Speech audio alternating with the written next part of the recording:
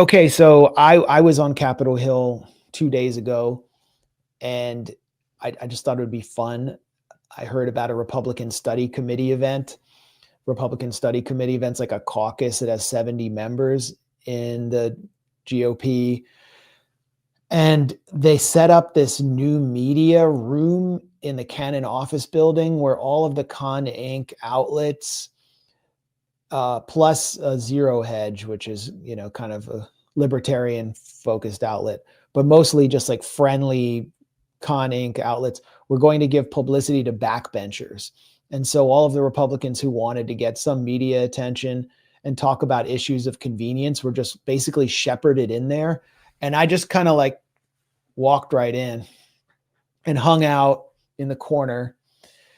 And then when I would see a Republican legislator, I would ask them about Donald Trump, Pam Bondi, and Epstein, because just the day before they had blocked a resolution on the Rules Committee to bring an Epstein vote, a vote on releasing the Epstein files to the House floor. All the Republicans blocked it under instructions from Trump. And here are some highlights. I mean, this isn't the full video. You can see the full video on YouTube. There definitely were some dissenters who were upset with Trump's decision, but this is basically what I got. Why did the Republicans block Representative Khanna's resolution to have a vote on releasing the Epstein files? And what are your thoughts on that? I don't know. This one's for you. Yeah, I'm going to refer you to leadership on it. He screwed his friend over. Why? That's a great question for the speaker's team. How would you have voted?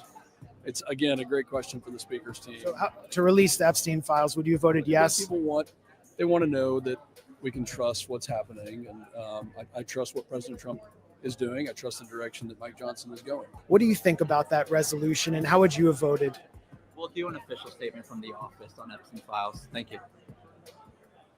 What did you say? Sorry. Our contact info for an official statement. Thank you. On the Epstein file. You don't want to talk about the Epstein We'll do an file. official statement from our office. Do you want our card or no? Yeah, sure. Cool, thanks.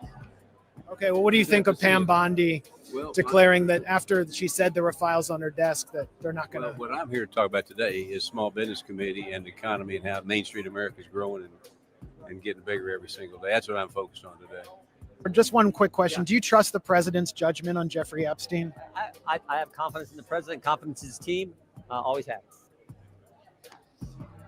Trust the president. He's been truthful in the past. He's very transparent. So let's wait and see. I trust President Trump to work with his team to disclose as much information as he possibly can without jeopardizing our national security or, harming kids or smearing people who are innocent. I think those are the confines. Otherwise, let's release as much as we can. I trust him to do it. I think a lot of people in New York knew this guy, and I think he was a bad guy. And I'm glad he's not like walking the earth, terrorizing young people anymore. CNN has obtained new information and text messages that appear to back up the sexual assault claims made last week by a male Republican strategist against a powerful and influential conservative. Matt Schlapp has denied the accusation. The strategist says that in the weeks before the election, Schlapp groped and fondled his groin during a car ride back from two area bars in Atlanta. And like I said, I trust the president to work with his team to disclose everything. And it's not just this, it's a whole realm of things. There's a lot of us who've been victimized by the weaponized bureaucracy. A lot of my friends have been. So yeah, Matt Schlapp was definitely attacked by a weaponized bureaucracy for allegedly groping multiple young male colleagues. These are the perfect people to discuss Jeffrey Epstein. I mean, this is just another issue. It's like so uncomfortable for them. Yeah. I'm going to jump off soon, so I'll just end by saying, because I have to make sure our child is still alive, that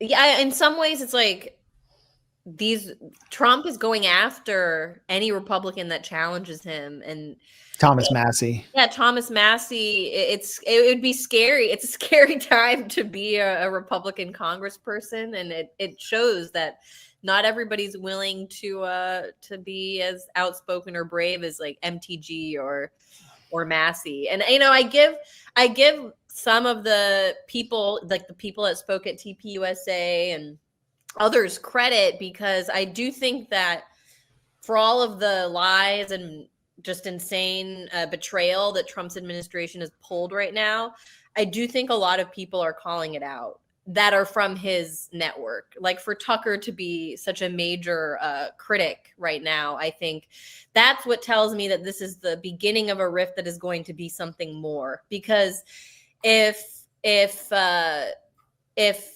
base, or if people didn't sense that people weren't buying, like if the people in power, Charlie Kirk, these power players, power brokers, didn't sense that the public was not buying this crap anymore, then they would all be talking like those Congress people and just saying they trust the president and they love Trump and they only care about deportations or whatever. But they're not. They are challenging Trump more than I think any element within the Biden camp or like the Democratic Party challenged Biden at any point during his presidency. So it's interesting that there's this force now within America First or within MAGA that either way, Trump isn't running again, right? He's done. He's old. This is his second term. So there's going to be a battle over the future of his political movement. And I think all of this, for better or for worse, the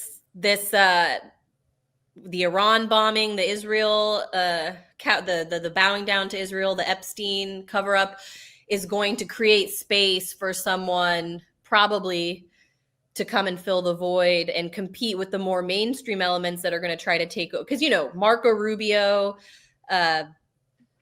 other figures that are just part of Con Inc. establishment are going to try and seize the Trump banner once he's out of the picture. But I think because of this other element, which is the base and the youth, there's going to be eventually somebody else more radical than Trump that comes out. Yeah. So I'm interested to see how it plays And out. they better wear Teflon on their ears if they do. Yeah. And all the looming Epstein vote has Republicans eager to leave Washington. And Thomas Massey and Ro Khanna's bill is making them all want to go on recess. So this is Washington right now. Jeffrey Epstein has all of the Republicans wanting to run away because they depend on Trump. I mean, this is amazing. It's real. It's not Russiagate. Anyway, Anya, thank you so much for joining us. And the crowd wants to see more of you. Absolutely. Thank you, Anya. I hope our child is alive. If I can make one more comment about Epstein, and then we can move on. But you want to run away from this too? Or you? I do. Well, Jeffrey Epstein. Well, again, I'll admit to not knowing. I only know of the bare minimum when it comes to. As obvious, I haven't followed it very closely, unlike you guys. But I mean, comparing the Epstein thing to Russiagate, it's not an equal comparison because unlike Russiagate, there actually is something to this Epstein thing. You can see that just with Trump's deflections alone. Like he's trying to hide something. That's obvious. And there are all these, like, unlike Russiagate, all these like Russian, these like fantasies about Russian oligarchs controlling Trump. There are, a lot of Jewish billionaire oligarchs who do have a lot of sway over both parties. And some of them are tied to Epstein, as we've been talking about. So there is something to this thing. But what I suspect, though, there's just my suspicion, just as Russiagate was used by Democrats to deflect from the fact that they're not really a real opposition party, that like the way to explain the rise of Trump, the way to explain uniquely U.S. dysfunctions, and the way to sort of actually perpetuate U.S. hegemony was to demonize Russia for everything and therefore justify militarism against it and to also scapegoat it for uniquely U.S. problems. I suspect in MAGA that dynamic's been repeated too with some of these influencers. They want to portray themselves as being anti-establishment. They're going to take on the deep state. And so I think for them, Epstein took on this outsized importance because rather than really taking on, for example, the military-industrial complex, they can say we're going to take on and uncover the truth about Epstein. And so it grew into a monster that they couldn't tame. Same as Russiagate, which grew out of control into an all-consuming conspiracy theory. And again, I'm not drawing an equal analogy because I do think, unlike Russiagate, there actually something is to Epstein, but I think the function of it has served the party elite in some overlapping ways. Yeah. Well, the Democrats never really got hurt by Russiagate because, as we'll discuss in the next segment, they wanted war with Ukraine. They're happy to like destroy 40% of Ukraine's working population to attack Russia, to extend Russia, as the Rand Group put it. For Trump, I mean, he created a monster, and this Frankenstein monster is coming for him now, and it will not stop. It's also, as I said last week, it's not just about Trump or the Republicans. It's about the two-party system just losing credibility among an entire generation. Yes, and before I forget, this is the critical point too, where both parties also don't want to have any scrutiny is Israel. And even if you take Jeffrey Epstein out of the picture, there was Trump collusion with Israel back during the first campaign. There was overlapping ties between Trump's campaign and Netanyahu. And then after Trump won, the Trump campaign, or the Trump transition team, at the behest of Netanyahu, tried to undermine the elected President Obama at the UN when Obama was going to, for once, abstain on a resolution condemning Israeli settlements in the occupied West Bank. And the Trump team, acting in total collusion with Netanyahu and Israel, tried to sabotage that.